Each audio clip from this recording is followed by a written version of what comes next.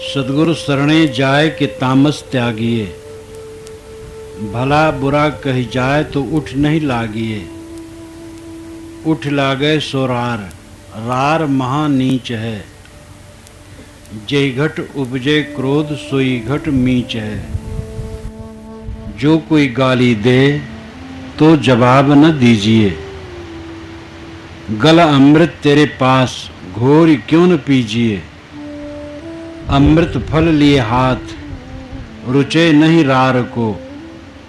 स्वान को यही स्वभाव गहे पुनिहाड़ को। जाके जवन स्वभाव छुटे नहीं जीव सो।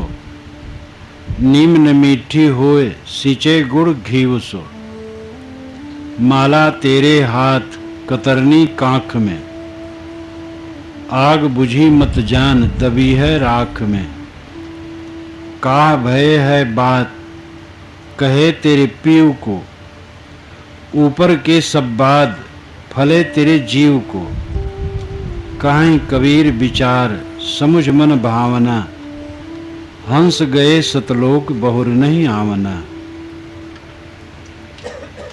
ये भी बहुत प्रसिद्ध पद है, कबीर भजनावली में है। इसका भाव बहुत महत्वपूर्ण है।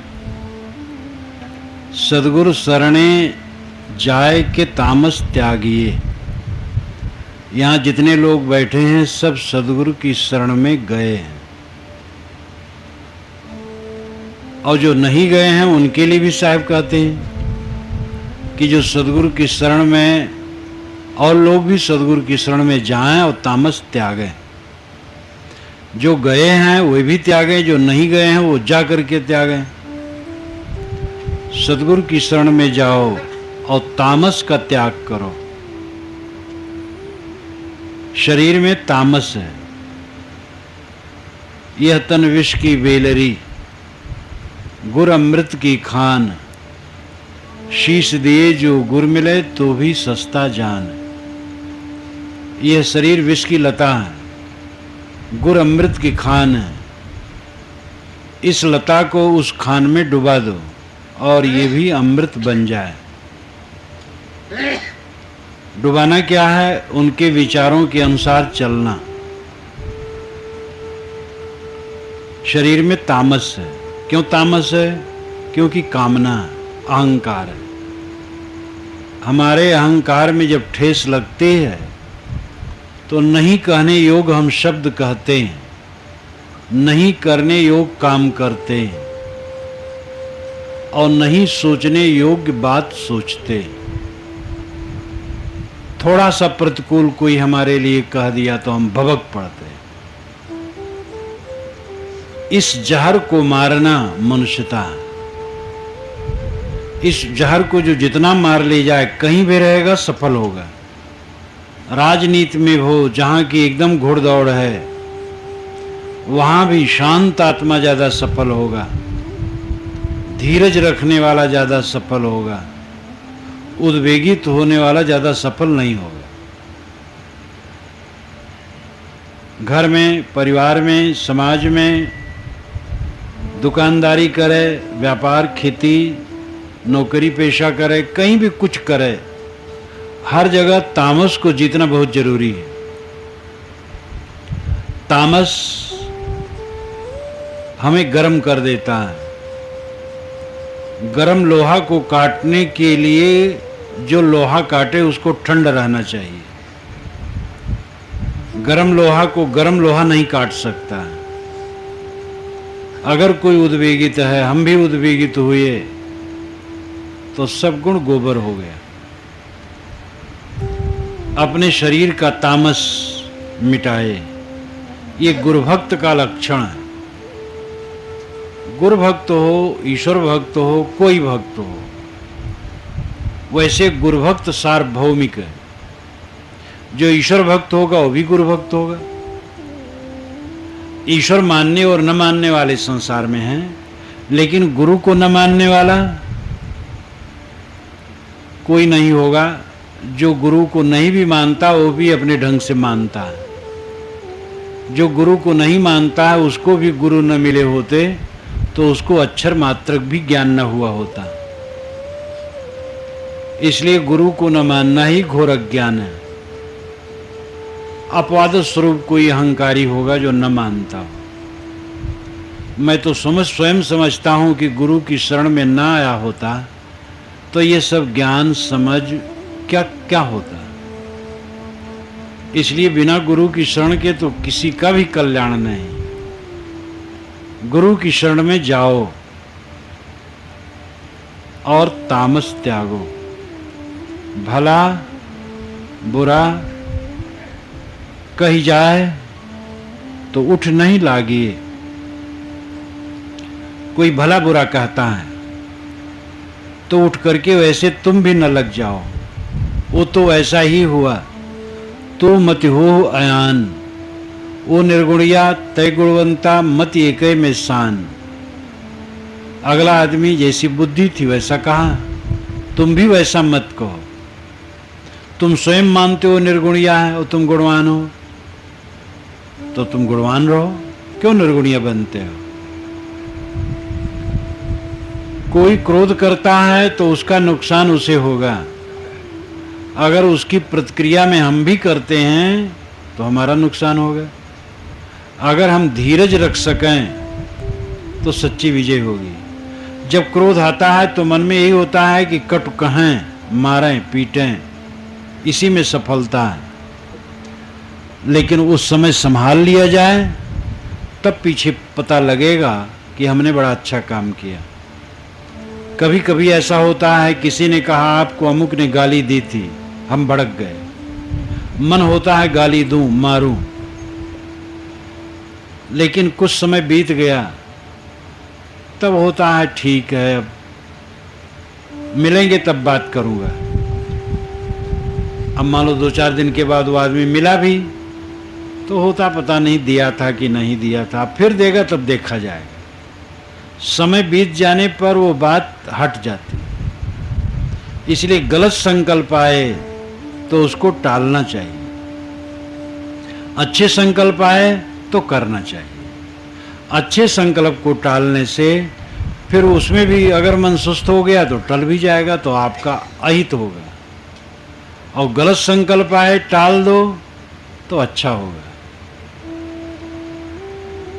कोई भला बुरा कहता है, भला बुरा कहने का मतलब बुरा ही कहना होता है। भला बुरा तो एक मुहावरा जैसा हो गया है। वो उनको भला बुरा कह रहे थे, तो भला कह रहे थे तो अच्छे था, लेकिन वो भला बुरा बुरा के साथ भला है, इसलिए वो भला वाला नहीं, बुरे बुरा है। उनको भला बुरा कहते थे, इसका मतलब बुरा कहते थे। कोई भला बुरा कह रहा हो तो उठ करके वैसे न लगो। आपकी विशेषता होगी शील में, धैर्य में, शांत में, गंभीर शब्दों में, मीठे वचनों में। आदमी की ऊंचाई उसकी निर्विकारता में होती है। उठ लागे सोरार रार महा नीच है। प्रतिक्रिया में उठ करके लगना रार है। रारनान झगड़ा। साहब कहते हैं झगड़ा बहुत नीच है। जय घट उपजे क्रोध सोई घट मीच है। जिस घट में जिस हृदय में क्रोध उत्पन्न हुआ उस हृदय में समझ लो जहर है। हम देखें हमारे अंदर में कितना जहर है। कोई कुछ कहा, हमने प्रतिक्रिया कर दी तो हम दोनों बराबर हो गए, और उसने कहा और हम सह लिए तो हमारे साथ सत्ता हो जाती है। लेकिन ये करे तब अनुभव होता है, बिना किए अनुभव नहीं होता है। ऐसा होता हानि को हना पाप दोष न गना। जो मारे उसको मारो, जो मैं मारा ताई मैं मारा। किसी ने मुझे मारा इसलिए मैंने उसको मारा, जब मैंने उसको मारा तब फिर उसने मुझे मारा, तब फिर मैंने उसको मारा, तो ये कहाँ तक जाएगा। इसलिए कोई अगर कुछ करे तो इधर से सहने की जरूरत है। अगर हम सहेंगे तो सत्ता हमारी तरफ हो जाएगी, ये पक्का है। कोई सह करके देखे तो सहन नहीं होता है, ये हमारी कमजोरी है। सहने का संबल जुटाना चाहिए। झगड़ा महान नीच काम है। जिस घर में, जिस घट में, जिस हृदय में क्रोध उत्पन्न होता है, उसकी आत्मा मलिन होती है। वो हर प्रकार से कमजोर बनता है। जो कोई गाली दे तो जवाब न दीजिए। सच्चे गुरु भक्त का लक्षण है, कोई गाली दे तो गाली में जवाब न दे,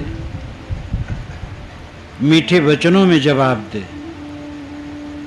अकबर बीरबल की कहानी तो बहुत बढ़ा ली गई है, नोक झोंक आपस में होता होगा, लेकिन उसको बढ़ाया खूब गया, उससे तमाम शिक्षाएं लिखी गई। तो एक बार अकबर ने बीरबल को चढ़ाना शुरू करनी चाहिए। उन्होंने कहा हुजूर के मुंह में गुड़ घी हो। तो कह रहे तुम तो एकदम ऐसा शब्द कह दिए कि हुजूर जिसके मुख में जो होता वही निकलता है। वो कहते सूअर के बच्चे। अब इतनी कस के चांटा लग गया कि अकबर के मुख में सूअर रहा और बीरबल के मुख में गुड़ घी रहा। तो कहे हुजूर जिसके मुख में जो होता वही निकलता है। तो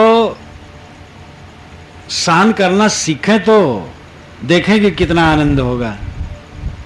कहते हम सह नहीं सकते हैं, किसी के सामने सिर झुका नहीं सकते, मारा मारी कर लिए, मुकदमा शुरू हो गया, अब गवाह के लिए परेशान है। सह नहीं, सहना तो अमृत है, सहना सीखो। तो सहना क्या, धर्म क्या है? सहना। काम की वासना उठे सह लो और वैसा कुकर्म न करो, यही धर्म हुआ। क्रोध की वासना आए उसको सह लो, वैसा कर्म न करो, यही धर्म हुआ। लोभ की वासना आई उसको सह लो और लोभ में पड़ करके कुकर्म न करो, यही धर्म है। जो मन के वेग हैं उनको सहना धर्म है। और ऐसा कोई सहता जाए उसके तरफ पूरी सत्ता होती चली जाए, ये निर्विवाद है। हमें कोई गाली दे, हम भी गाली दे तो बराबर हो गए। अगर हम गाली नहीं दिए और चुप बैठे हैं तो और कई लोग उसको कहने लग जाएंगे। ये कई बार अनुभव करके देखा गया है। इसलिए गाली का जवाब गाली में न दो, मीठे वचनों में बोलो। न मीठे वचन में बोल पाओ तो निर्विकार रहो। हर साधक को यह देखना चाहिए कि हमारे मन में क्या प्रतिक्रिया उठ रही है।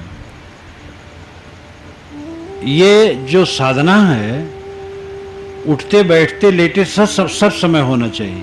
आप लेटे हो और आपने सुना कि अमुक ने आपको कट कहा है, अब आपके मन में प्रतिक्रिया शुरू हुई, उसको कट कहने, गाली देने, मन ही मन गाली देने लगे, तो अपने अंदर में देखो कि मन क्या कर रहा है। अगर ये सब कर रहा है तो सही दशा नहीं। जब मन में प्रतिक्रिया ऐसी ना हो, शांत चित्त हो और ये हो कि ठीक है तो ऐसे ही बात करेंगे, नहीं प्रसंग पड़ेगा तो बात करने की कोई जरूरत नहीं। कई बार ऐसा होता, वहां मैं जाऊंगा तो लोग बड़े विरोधी खड़े हो जाएंगे मेरे लिए, लेकिन वहां जाओ तो वे सब स्वागत करते हैं, प्रेम व्यवहार करते हैं, विरोधी नहीं हुए। इससे पाप कराता है। जितना संदेहशील होता है उतना वो कट और दुर्व्यवहार वाला होता है। हमें अपने विरोधियों से भी संदेहशील नहीं होना चाहिए। गाली का जवाब गाली न दो। गल अमृत तेरे पास घोर क्यों न पीजिए। साहब कहते तुम्हारे गले में अमृत है, उसको घोर करके क्यों नहीं पीते हो। गले में अमृत का मतलब मीठा वचन। हमारे पास पैसे नहीं, हम किसी को पैसे की सहायता नहीं कर सकते हैं। हम विद्वान नहीं, विद्या नहीं दे सकते हैं, और भी चीज़ें नहीं, हम नहीं किसी को कुछ दे सकते हैं। लेकिन मीठा वचन हर इंसान के पास है। अगर वो बावरा नहीं है, गूंगा नहीं, तो मीठा वचन हर इंसान के पास है। मीठा वचन देने में क्या कमी है? लेकिन हम इतने दरिद्र हैं, मीठा वचन नहीं दे पाते हैं। घर में लोगों को देखा जाता है तो कट बोलते रहते हैं, बच्चों को गाली देते रहते, पढ़े लिखे लोग बच्चों को गाली देते रहते हैं। ये नहीं समझते इस गाली का क्या अर्थ हुआ। कोई अपने लड़के को साला ससुरा कहे तो क्या अर्थ हुआ। एक पेड़ के नीचे एक पंडित जी सत्यनारायण व्रत कथा कह रहे थे, गांव वाला सुन रहा था। तो वहीं एक किसान हल चला रहा था, तो बारंबार कहे तोर गोसैया मरे, वो बैलों को कहे तोर गोसैया मरे, ये कितना खेत है, कब जोत के खत्म होगा, तोर गोसैया मरे। बारंबार कहे तोर गोसैया मरे, और घूमा करे और चलावा करे। तो पंडित जी सुनते सुनते परेशान हो गए। तब जब वो हल लेकर के उस तरफ आया तो पंडित जी ने कहा, बताओ तुम कहते हो बैलों को कि तोर गोसैया मरे, तो ये गाली किसको पड़ती है? तो उसने कहा, जो ससुर समझे तेका पड़ते। पंडित जी ने कहा, है तो मूर्ख आदमी, बोलना भी नहीं चाहिए। जो ससुर समझे उसको पड़ता, मतलब पंडित को पड़ा। तो ऐसे अनाड़ी आदमी होते हैं कि वो समझ भी नहीं पाते हैं। अब वो तो अनाड़ी था, लेकिन सोनारी लोग, पढ़े लिखे लोग कट शब्द कहते हैं, गरम बोलते हैं, तामस में बोलते हैं। बाहर रहेंगे सरल रहेंगे, कहीं गए आए गए तो वहां बड़े सरल हैं। जैसे दरवाजे पर पहुंचे तैसे गर्म हो गए। घर में प्रवेश किए मानो दरोगा साहब आ गए, सबसे सन्न फन। मीठा वचन पत्नी से, पुत्र से, भाई से, माता पिता से लोग बोल ही नहीं पाते। ये कितना दुर्भाग्य। हर इंसान मीठा वचन बोलने के लिए समर्थ है। वचन की भी दरिद्रता है, तो हम किस लायक हैं? इसलिए मीठा वचन बोलो। अमृत फल लिए हाथ, रुचे नहीं रार को, स्वान को यही स्वभाव गए पुनिहाड़ को। हाथ में अमृत फल लिए हैं, लेकिन रार को ये नहीं रुचता है। रार झगड़ा, मतलब झगड़ालू। झगड़ालू व्यक्ति को अमृत फल नहीं रुचता है, मीठा वचन नहीं रुचता है। कितने लोग ऐसे कट होते हैं, अपनी कटुता और अहंकार में पड़ करके एकदम अपने को घेर डालते हैं। जैसे बिच्छू प्रकाश से घिर जाए तो अपने अंगों में ही अपना डंक मार मार कर मर जाए। वैसे आदमी कितने होते हैं जो इतने अहंकार में पड़ जाते हैं कि वह अपने ही को खा डालते हैं। कटुता अहम का ये फल होता है। हाथ में अमृत फल है, लेकिन झगड़ालू आदमी को खाने में नहीं रुचता है। श्वान को यही स्वभाव, गहे पुनिहाड़ को। कुत्ता का यही स्वभाव है, उसको अच्छा अच्छा व्यंजन खिला दो, लेकिन उसके पश्चात कहीं सूखी हड्डी पड़ी हो तो उसको नोचेगा। कितने लोग हैं, दाल भात खिला दो, रोटी सब्जी खिला दो, दूध पिला दो, लेकिन उसके पश्चात तंबाकू मुख में डाल लें। कितनी बुरी बात है। दाल खाए, भात खाए, रोटी खाए, सब्जी खाए, कितनी पवित्र चीजें खाए, और ऊपर तंबाकू खा लिए। कितने लोग कहते पवित्री, मुख पवित्री। पान, तंबाकू को तो मुख पवित्री नहीं कहते, पान को कहते हैं, और पान और मुंह खराब करता है।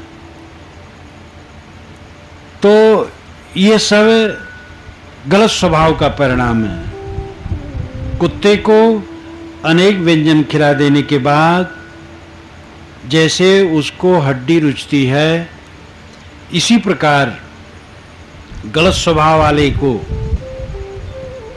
झगड़ा रुचता है, और झगड़ा करने वाला द्वंद्वग्रसित क्रोधी आदमी जो कटु कहेगा तो अनेक गुणा के रूप में कटु उसके सामने आएगा। रक्तबीज नाम का एक दैत्य था, जब उसके ऊपर तलवार उतना रक्तबीज खड़ा हो जाता था। ऐसा कुछ नहीं, ऐसा हो ही नहीं सकता, ये लाक्षणिक है। दुश्मन रक्तबीज है, दुश्मन को, एक दुश्मन को मारोगे 10 दुश्मन खड़े हो जाएंगे। वैर से सदैव वैर बढ़ता है, प्रेम से ही वैर घटता है। ये प्रवचन का विषय नहीं है, रहनी का विषय। रह करके कोई देखे तो इसका लाभ तत्काल मिलता है। मैंने इसका अपने जीवन में खूब अनुभव किया। जिसने हमको गाली दी, जिसने हमारे लिए गाली शब्द लिखा, छापा, उन्हीं के साथ जब मैंने सुंदर बर्ताव किया तब उनके आंखों से आंसू निकल आए। आप संत हैं, उन्होंने कहा आप संत हैं। मैं कुछ नहीं बोला, और एक शब्द उनके लिए मैंने न कभी लिखा और न कहा। ऐसे अपने जीवन में जहाँ तक, जब से मैं होश में आया और जो व्यवहार किया, जहाँ जहाँ ऐसी बात आई वहाँ वहाँ मेरी सच्ची विजय हुई, और उनका अनबल स्वप्न में भी नहीं सोचा, हित किया, और उसका परिणाम उनको भी झुकना पड़ा। अगर मैं भी वैसे कर देता, आग बढ़ जाती। बस दुख संताप के अलावा कुछ नहीं, वैर सदैव के लिए। और जो हमारे लिए वैर किए उनके साथ मैंने सुंदर बर्ताव किया, वह नम्र हो गए, और वो दूसरे से हमारी बड़ाई करते हैं। हमें कोई बड़ाई करवाने की इच्छा नहीं, लेकिन वे दूसरे से हमारी बड़ाई करते हैं। तो ये तो अनुभव करके कोई देखे। ज्ञान की बात कितनी हो, प्रयोग न की जाए तो ज्ञान की बात काम नहीं करेगी। प्रयोग करने की आवश्यकता है। प्रयोग में त्याग सामने लाना पड़ेगा। यही तो कि हमें कोई कटु कहा, हम छोटे हो गए, तो हम बड़े कहाँ हैं? हम इतने बड़े आदमी हैं कि हमें कोई कटु न कहे। हम इतने बड़े बढ़िया आदमी हैं कि हमें कोई नीच न कहे। हम तो साधारण आदमी हैं। ये भाव मान लेने में हमारा क्या नुकसान है? हमें अंदर से साफ बनना है, साफ कहलवाने की चेष्टा में नहीं पड़ना, साफ रहने की चेष्टा करनी चाहिए। आदमी की सबसे बड़ी कमजोरी है, वो अपने को अच्छा कहलाना चाहता है, अच्छा रहना नहीं चाहता है। अच्छा रहने की कोशिश करनी चाहिए, अच्छा कहलाने की कोशिश बिल्कुल नहीं करनी चाहिए। किसी का मुंह पकड़ने का हमारा कोई अधिकार नहीं है। कितना हम दूध के धोए हों, हमें बुरा कहने वाले रहेंगे, ये पक्का है। सबके सामने ये बात घटी, परम संतों के सामने ये बात घटी। महात्मा बुद्ध का शिष्य देवदत्त, जो परिवार संबंधियों में से भी था, राज घराने का था, और वो साधु बना। जब वह पहली बार घर गए तो कई राजकुमार लोग साधु बने, और वहां से कौशाम्बी की यात्रा हुई। तो ये जो उनका जन्म स्थान पड़ता है वो गोरखपुर से उत्तर पड़ता है, और कौशाम्बी इलाहाबाद से पश्चिम और थोड़ा दक्षिण लेकर के जमुना तट पर कोई 50-60 किलोमीटर पर है। तो कौशाम्बी बुलाए गए थे। कौशाम्बी उस समय बड़ी नगरी थी, इलाहाबाद की प्रतिष्ठा, प्रयाग की प्रतिष्ठा नहीं थी। तो कौशाम्बी में वे आए। कौशाम्बी कौरव पांडवों के वंशजों ने बसाया था।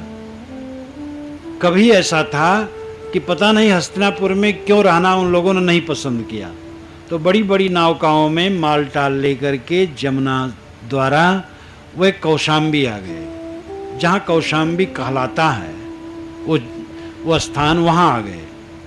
और वहीं रुक गए और वहीं नगर बसाए, उन्होंने ही कौशाम्बी नाम रखा।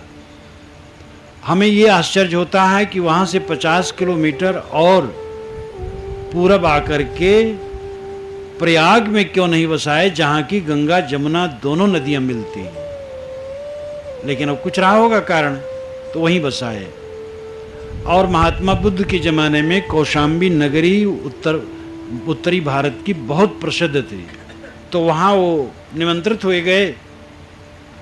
उसी समय देवदत्त शुरू कर दिया था विरोध क्या, बस लालसा, कहे भगवान आप देखो ये साधु लोग बात नहीं मानते हैं और मुझे जो जिम्मेदारी दे दीजिए, मैं सब ठीक कर दूं इन लोगों को। तो उन्होंने कहा भाई देखो, मुझे कोई कुछ दिया थोड़ा है, ये सब प्रेम से आए हमारे पास, अब मानते हैं नहीं मानते हैं, जो होगा सो होगा, तुम अपना भजन करो। उकड़ गया। फिर वो बड़ा बड़ा चक्कर चलाया। महात्मा बुद्ध निर्मल संत और उनके परिवार का व्यक्ति और साधु भी हो गया, लेकिन जीवन भर उनकी हत्या तक करने का षड्यंत्र करता रहा, सफल नहीं हुआ जीवन में। अंत में उसी को खून कट कट के गिरा और मरा। समाज है, बड़ा समाज है, ऊंच नीच हो ही जाता है। कौशाम्बी जब वे थे तो कई साधु लड़ने लगे, तो उन्होंने हस्तक्षेप किया, तुम लोग लड़ो मत। तो कहे भगवान आप चुप रहिए, हम लोग निपट लेंगे। मतलब उनको जरूरत नहीं थी उनके उपदेश की। अब बेचारे वो चुप हो गए। फिर दूसरे दिन अपना कमंडल लेकर के और चुपचाप निकल गए। तो एक दूसरे वन में जाकर के कुछ दिन अकेले रहे। फिर लोग खोजे खाजे फिर लाए। तो इतनी भीड़ हो गई थी उनके पास कि ये सब चला करता था बीच बीच में। और उसी में देवदत्तों को अवसर मिलता था कहने के लिए कि आप हमें दे दीजिए, मैं ठीक कर दूंगा। और वो बुद्ध से नहीं ठीक हो रहा था, उनसे क्या ठीक होता। तो कहने का मतलब है कि इस प्रकार हुआ। संत ईसा महान संत पुरुष, उसका एक शिष्य ही विरोधियों के हाथ में देने के लिए तैयार हो गया चांदी के कुछ टुकड़े पर, सिक्के पर। सोचो, तो सीता जी को अबजस अयोध्या वासियों ने अबजस से मंडित किया। कौन ऐसा दुनिया में है जिसकी निरंतर केवल प्रशंसा हो। इसलिए प्रशंसा निंदा की थोड़ी भी चिंता न करनी चाहिए। हम क्या हैं इसकी चिंता करनी चाहिए।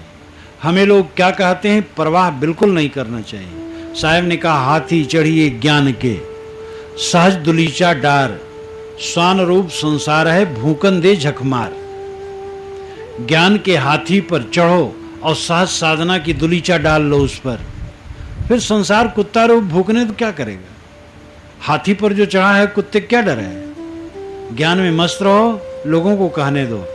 जो भला बुरा कह दे उसके लिए बैर मन में न रखो, घृणा न रखो, उसको कट न कहो, तब तुम्हारी सच्ची विजय होगी। और ऐसा करो, फिर देखो क्या आनंद आता है और कैसे विजय और होती है। जाके जवन स्वभाव छुटे नहीं जीव सो, नीम न मीठी होए सिंचे गुड़ घी सो। जिसका जो स्वभाव होता है उसे छूटता नहीं है। नीम को गुड़ और घी से सींचा जाए तो नीम मीठा नहीं होगा, कड़वा रहेगा। यह उदाहरण दूसरों के लिए दिया गया है। अगर दूसरा कोई ऐसा स्वभाव है तो उसको परिवर्तित करने के चक्कर में न पड़ो, अपना परिवर्तन करो। ये उदाहरण अपने पर लागू न करो, ये भी ध्यान दो। कथन जितने होते हैं सापेक्ष होते हैं। सापेक्ष का मतलब एक तरह, वो सार्वभौमिक नहीं हुआ करते हैं, सब तरह नहीं हुआ करते हैं। कोई उदाहरण होता है तो कहीं चंद्रमा का उदाहरण पूर्णता के लिए है और कहीं द्वितीया का उदाहरण विनम्रता के लिए है। जिस द्वितीया को चंद्रमा शीश नवे सबको। साहब कहते द्वितीया का चंद्रमा बहुत पतला, लेकिन सब सिर झुकाते हैं क्योंकि वो अब निरंतर चमकता जा रहा है। पूर्णमासिक चंद्रमा क्या है, उसके बाद रोज काला होता जाएगा। लेकिन जहाँ पूर्णता के लिए उदाहरण दिया जाएगा तहाँ चंद्रमा, पूर्णमासिक चंद्रमा को उदाहरण दिया जाएगा। तो ये सारे उदाहरण तो स्थान भेद से दिए जाते हैं। गुड़ और घी से नीम सींचा जाए तो नीम कभी मीठा नहीं होगा। ऐसे कितने लोग हैं जिनके स्वभाव का परिवर्तन असंभव है, और ये देखा जाता है, रात दिन देखा जाता है। इसलिए अपने दिमाग को न खपाओ, ऐसे लोगों से बचा करके चलो। कुछ ऐसे लोग हैं जो महादुष्ट हैं और जीवन में कभी बदल नहीं सकते हैं, उनके प्रति उपेक्षा होनी चाहिए। मुदिता, मैत्री, करुणा, उपेक्षा, ये 4 भावनाएं मन को पवित्र करने के लिए है। योग दर्शन में ये बात बताई गई। मुदिता, मैत्री, करुणा, उपेक्षा। मुदिता नाम प्रसन्नता, मुदिता मैत्री, मैत्री नाम मित्रता, करुणा यानी दया, उपेक्षा यानी लापरवाही। सुखियों को देख करके मुदिता, प्रसन्नता होनी चाहिए। और जो सद्गुण संपन्न हैं, अच्छे आचार विचार के लोग हैं, संपन्न लोग हैं, उनको देख करके प्रसन्न होना चाहिए। और अच्छे सद्गुणों से संपन्न हैं, उनसे मित्रता करनी चाहिए। और जो दुखी हैं उन पर करुणा करनी चाहिए, जो दुष्ट हैं उनकी उपेक्षा करनी चाहिए। मुदिता, मैत्री, करुणा, उपेक्षा। किसी का मकान हमसे बड़ा है, कोई हमसे ज़्यादा विद्वान है, किसी के पास लड़के बच्चे संपन्नता अच्छी है, किसी के पास पैसा अच्छा है, तो उनको देख करके हम प्रसन्न हो। और ज़्यादातर इसमें ईर्ष्या होती, अप्रसन्नता होती है। किसी के पास बड़ा मकान है तो कभी ज़रूरत पड़ेगी तो हमें भी दे देगा, विवाह हुआ, शादी हुई, कुछ हुआ तो हमें भी जगह दे देगा। अगर वही अकिंचन रहेगा तो कभी आकर के हमारे घर में वो रहना चाहेगा। तो अगर किसी का बड़ा मकान है तो अच्छा ही है। तो किसी के सुख को देख करके प्रसन्न होना, इसमें ईर्ष्या का रोग नहीं होगा। और जो पवित्र आत्मा है उनसे मैत्री करना, सदैव मैत्री पवित्र आत्मा से करना। खराब लोगों से मैत्री करोगे तो निश्चित है जहन्नुम में जाओगे। चोर, व्यभिचारी, दुष्ट, दुराचारी की संगत कभी न करो। तो दुखियों को देख करके प्रसन्नता, पुण्यात्माओं को देख करके मैत्री, और जो दुखी हैं उनको देख करके करुणा, और जो दुष्ट हैं उनसे उपेक्षा। उपेक्षा का मतलब सामने मिल जाए तो राम राम भैया, राम राम, कुशल मंगल, कुशल मंगल, बस, और ज़्यादा नहीं। ज़्यादा उनसे घनिष्ठता मत करो, संबंध न जोड़ो। कबीर साहब ने कहा है कि साधु से झगड़ा भला नहीं, साकट से प्रेम। साधु से झगड़ा अच्छा, लेकिन साकट से प्रेम अच्छा नहीं है। साधु से झगड़ा होगा तो कुछ निर्णय होगा, और साकट से प्रेम करोगे तो इतना वैर में बदल जाएगा कि जिंदगी भर वो गले फांसी हो जाएगा। इसलिए दुष्ट से प्रेम न करना। तो उपेक्षा का मतलब है लापरवाही, मानो है ही नहीं है, उसकी चर्चा न चलाना, बात न करना, संबंध न रखना। दुष्ट आदमी से एकदम निष्प्रेय।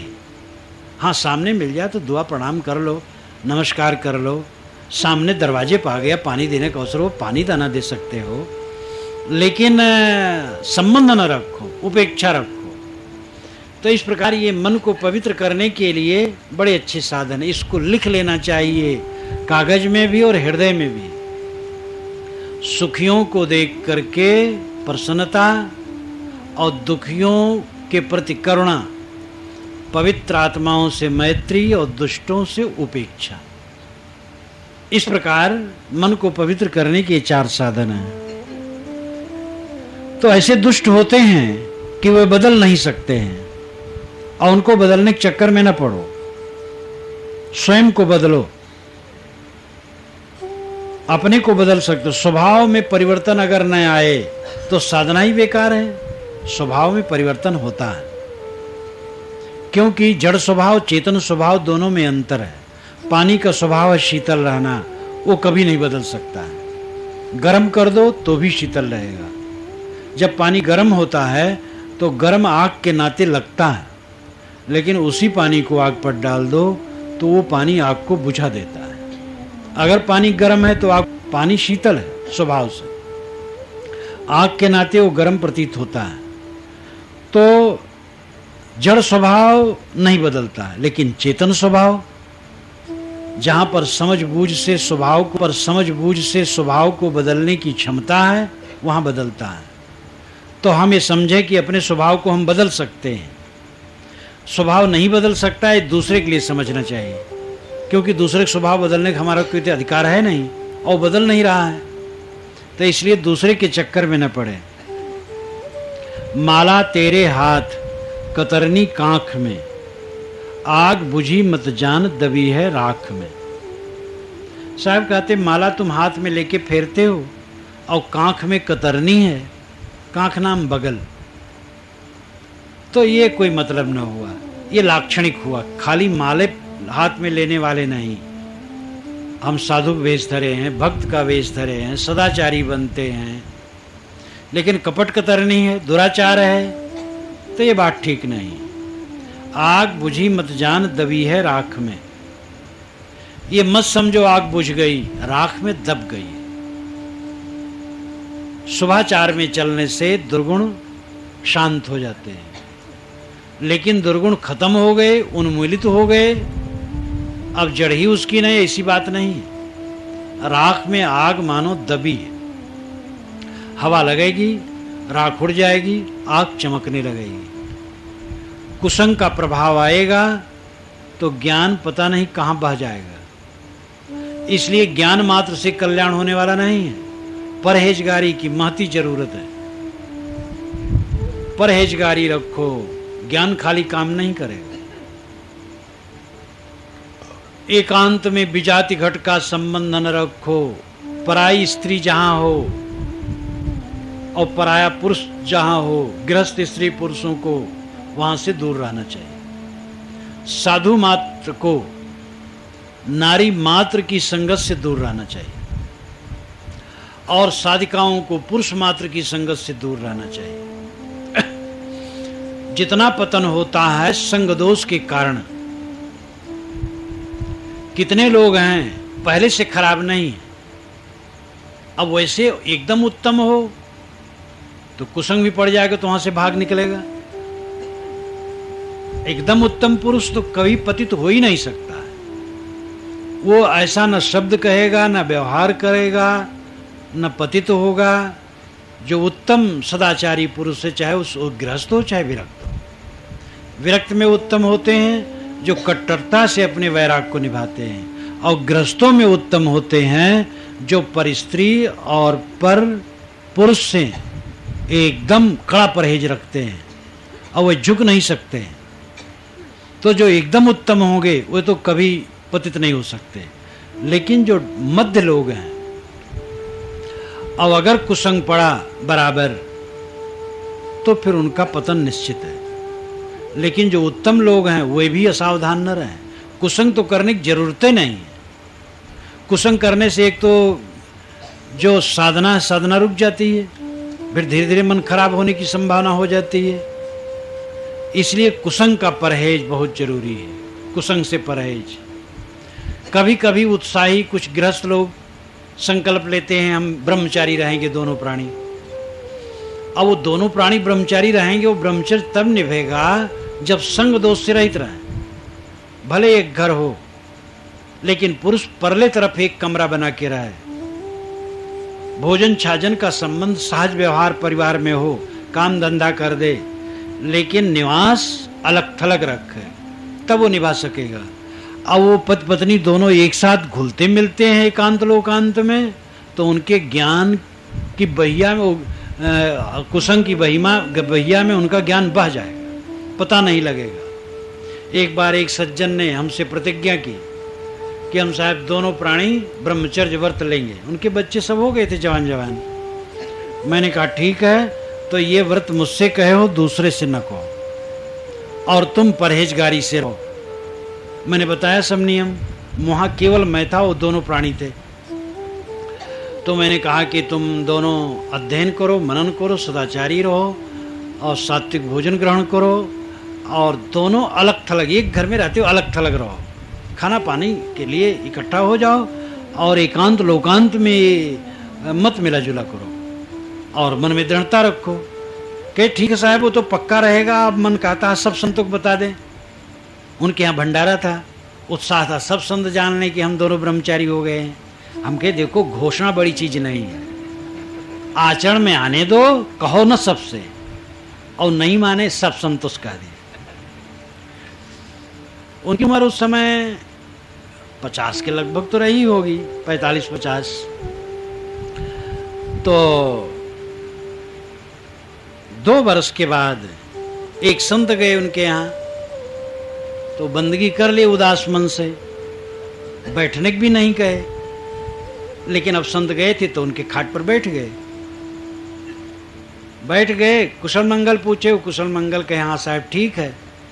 न पानी पूछे, न भोजन पूछे, न कहे कि अच्छा साहब आपका बिस्तर लगा दें, कुछ नहीं। अब क्या करें, वो भी अड़चन में थे। तो महात्मा समझे ये तो कुछ मामला पता नहीं क्या गड़बड़ है, उठे, अच्छा कहे आज मैं अलग जा रहा हूँ, जरा रुकूंगा नहीं, और उठ के चल दिए। पास में एक दूसरा गांव था, वहाँ गए, तो वहाँ के भैया उनके यहाँ गया था, तो वो बोले ही नहीं क्या मामला है। कहे साहब 10 दिन हुआ है उनको एक लड़की पैदा हुई है।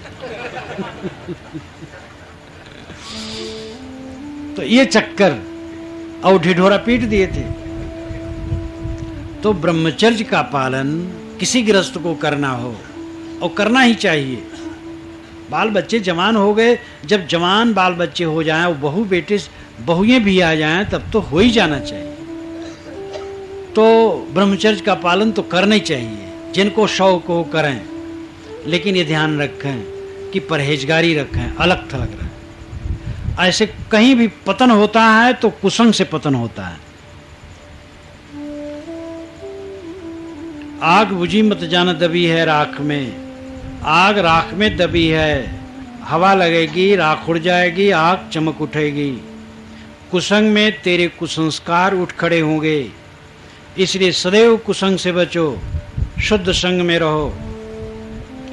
का भय है बात कहे तेरे पीऊ को, ऊपर के सब बात फले तेरे जीव को। साहब कहते पीऊ की बात करने से क्या होता है, बात तो जीव की फलती है। पीऊ नाम स्वामी, जीव नाम सामान्य। पीऊ ईश्वर, ये सब श्रेष्ठत्व का सूचक है। ईश्वर वह है जो बलवान है, स्वामी वह है जो जितेंद्रिय है। तो तुम अपने को कहते हो हम इंद्रियों के पीऊ हैं, स्वामी हैं, जितेंद्रिय हैं, महान हैं। साहब कहती है बात कहने से कुछ नहीं होगा। ऊपर के सब बात फले तेरे जीव को, जो तेरे जीव में है वो फलेगा, जो तेरे मन में है वो फलेगा। लंबी लंबी बात कर देने से आचरण नहीं हो जाता है। जो हमारे जीवन में निरंतर प्रक्रिया चलती है उसी का परिणाम हमारे सामने आना है।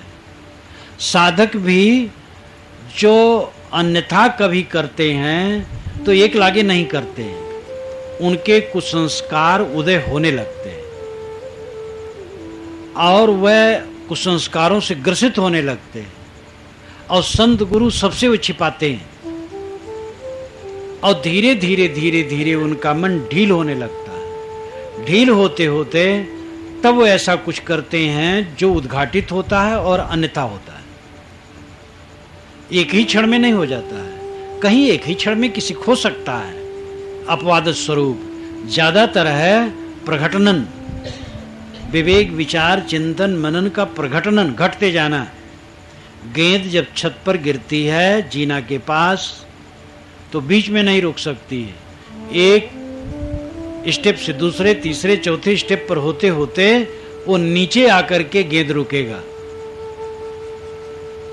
गेंद रुकेगा, गेंद रुकेगी। बहुत लोग कहेंगे अच्छी गेंद है, गेंद पुल्लिंग है। कितने ऐसे शब्द हैं जिसको लोग सोचते नहीं, अच्छे पढ़े लिखे लोग कहते रहते। पढ़े लिखे लोग कहते हैं गेंद खेली जा रही है, गेंद पुल्लिंग है।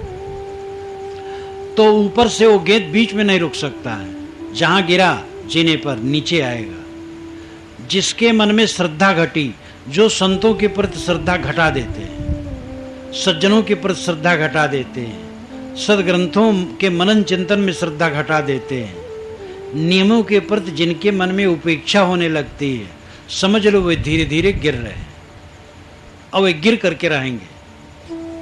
साधक सदैव श्रद्धावान होगा, गुरु संतों के प्रति अनन्य होगा, अध्ययन मनन चिंतन सब में समर्पित होगा।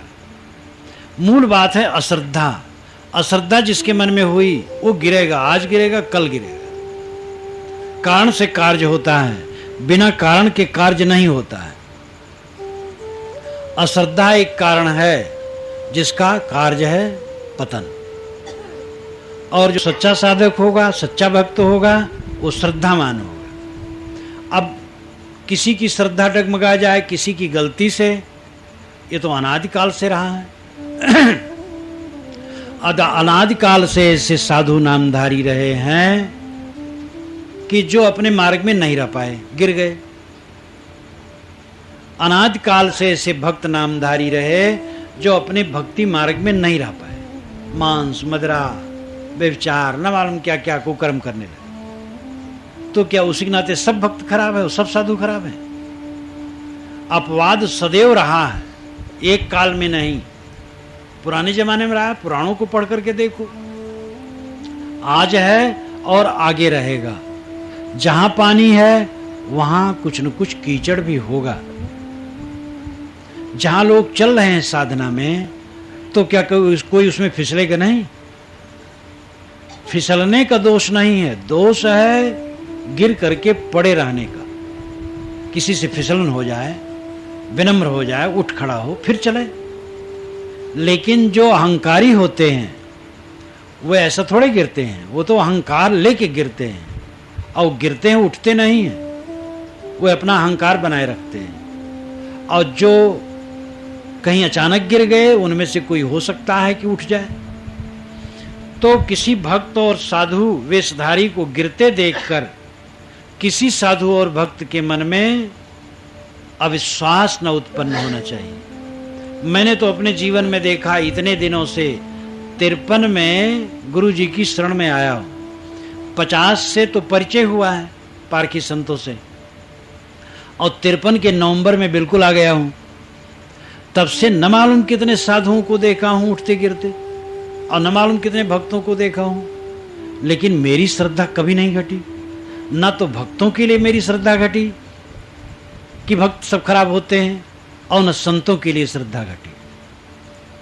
जब मैं ये शरीर घर में था जहां जन्मा है, गांजा भांग पीने वाले साधुओं को देख करके भी नमस्कार करता था, उनके प्रति भी श्रद्धा रखता था कि हमसे तो अच्छे ही। दुर्व्यसन हम कोई नहीं लेते थे, लेकिन उनके सामने सिर झुका देते थे। आज भी जो साधु हों उनके सामने सिर झुकाने का मन रहता है, कुसंग नहीं करते हैं।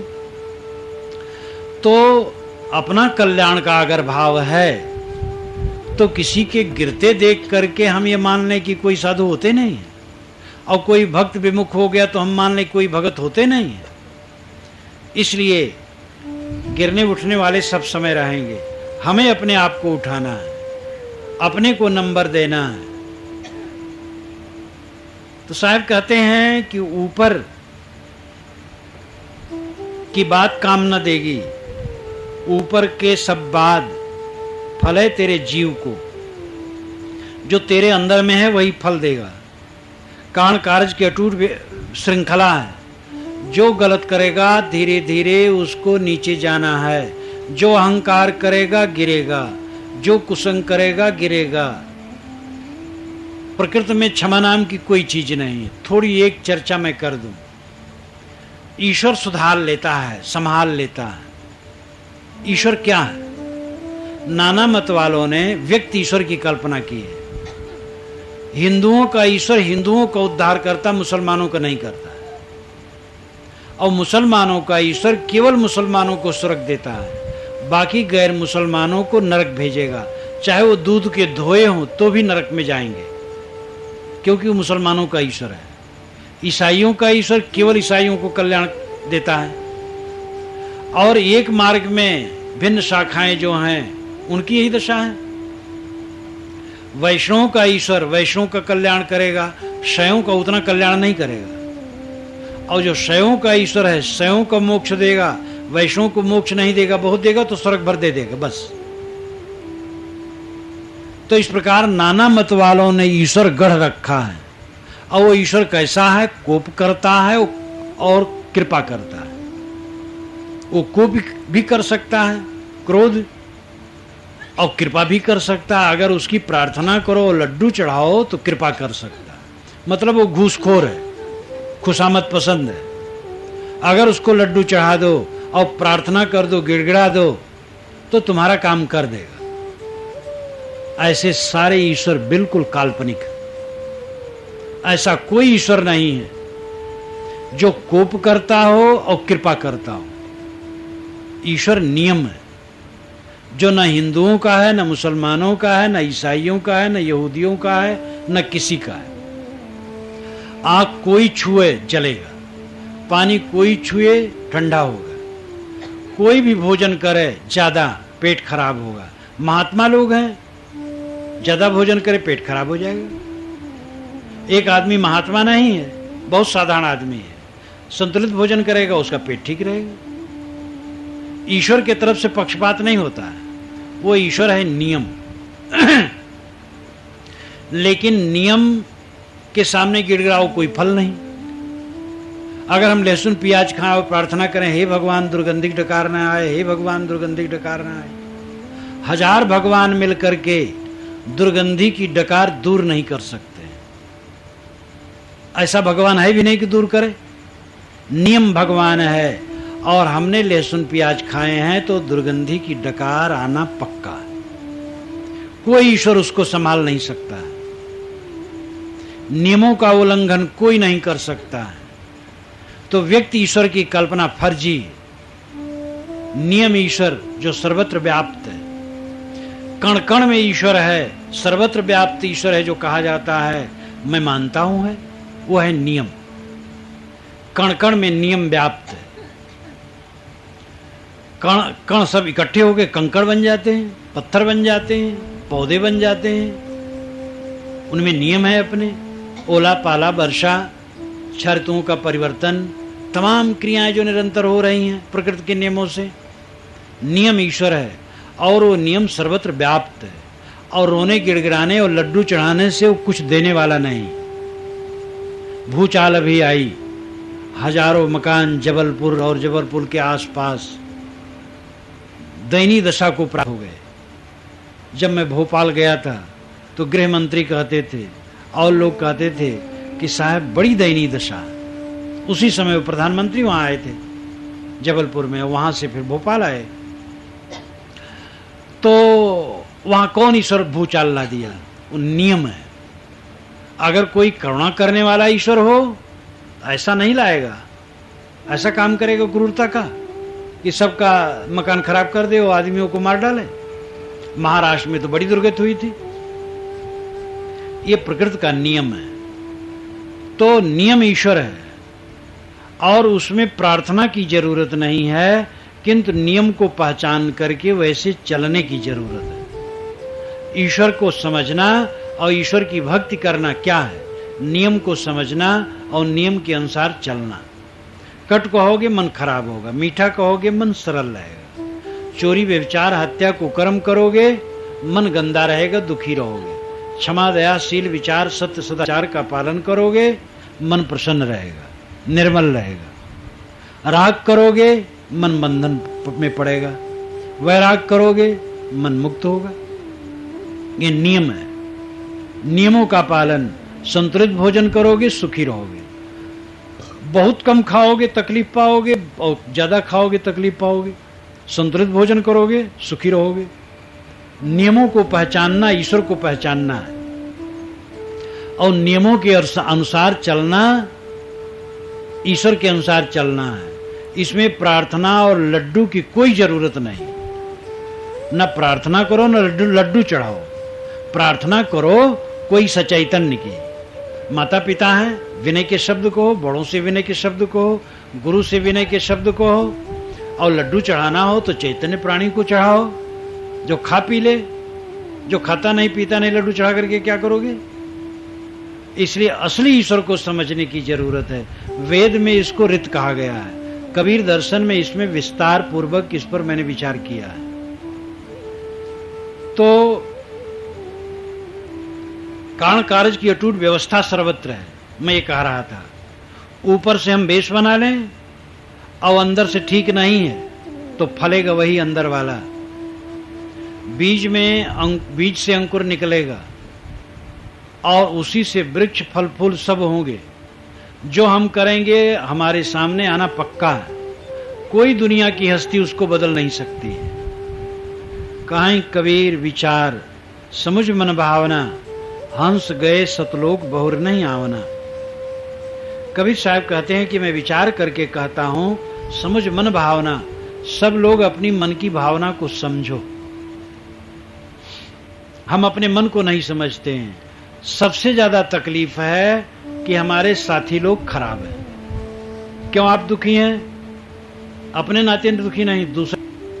पत्नी ठीक नहीं है, पति ठीक नहीं है, लड़का बदतमीज है, पिता बड़े निठुर हैं, माता बड़ी खराब है, भाई खराब है, पड़ोसी खराब है।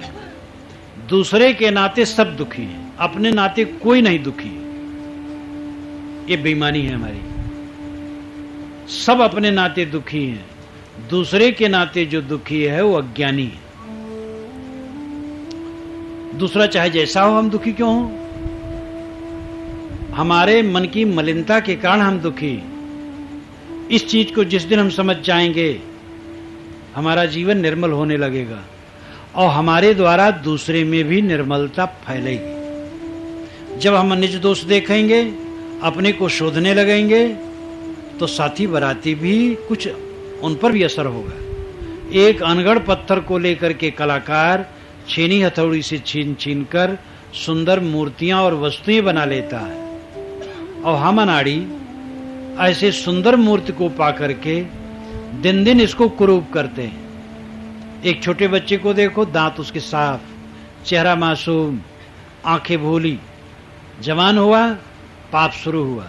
तंबाकू खाया, बीड़ी पिया, सिगरेट पिया, पान खाया, शराब पिया, गाली गुप्ता दिया, चोरी बेईमानी बदमाशी, पर स्त्री पर कुदृष्ट किया, और फिर शुरू हुआ पता नहीं क्या क्या वो करने लगता है। कितनी सुंदर मूर्ति थी ये, और इसको बिगाड़ते बिगाड़ते कितना बिगाड़ डाला। और कलाकार अनगढ़ पत्थर को सुंदर मूर्ति देता है, सुंदर मूर्ति का रूप देता है। साहब कहते हैं, कहें कबीर विचार समुझ मन भावना। कबीर साहब विचार कर कहते हैं कि ऐ मनुष्य, अपने मन की भावना को समझो। तुम्हारे मन की भावना क्या है? उठते बैठते हरदम देखो मन में क्या हो रहा है। अगर मन में, जिसे अकेले में बैठे हो या लेटे हो, और मन में किसी के ऊपर कोप आ रहा है, तो समझ लो ठीक नहीं हो। भले वो गलत है, लेकिन वो कोप आपका नुकसान करेगा। काम वासना का उद्वेग है तो ठीक नहीं है। लोभ वासना है, तृष्णा है, शोक है, उद्वेग है, चिंता है, विकलता है, ईर्ष्या है, तो समझ लो ठीक नहीं। अगर चित्त निर्मल है, प्रसन्न है, तनाव रहित है, तो समझ लो सही दशा है। ये अपने मन की निरंतर परख करो। ये साधना है। टट्टी घर में बैठे हो, वहां भी मन को देखो क्या करता है।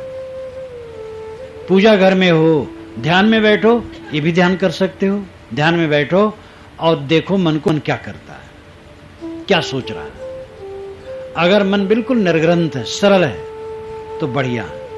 ऐसा सरल मन विचारहीन भी हो जाएगा, संकल्पों को छोड़ भी देगा।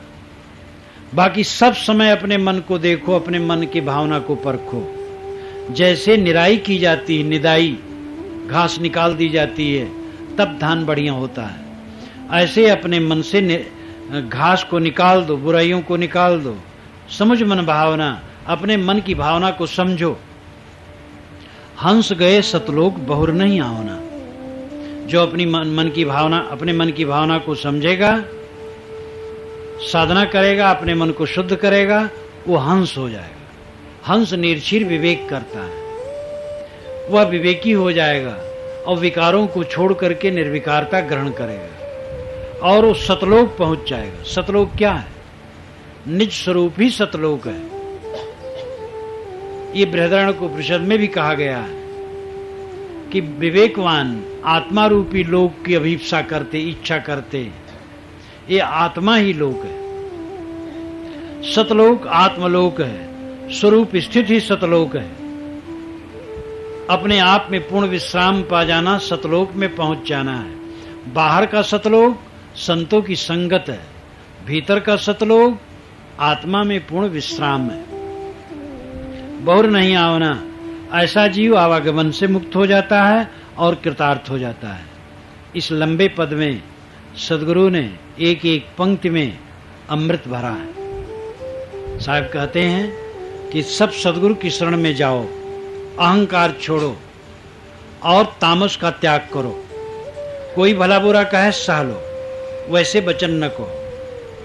अगर तुम झगड़ा करोगे तो झगड़ा नीच चीज है और इसी में जहर भरा हुआ है। कोई गाली दे तो गाली का जवाब गाली में न दो, मीठे वचनों में दो या चुप हो जाओ। आपके हृदय में, आपके गले में अमृत होना चाहिए, अमृत की वाणी होनी चाहिए। आपके जीवन में अमृत के बीज हैं, इसलिए झगड़े को विकसित न करो, अमृत को विकसित करो। दूसरे का स्वभाव नहीं सुधरता है, उसके लिए अपना दिमाग न खपाओ, अपने स्वभाव को सुधारो। उत्तम वेश है और करनी ठीक नहीं है तो ये अच्छा नहीं है।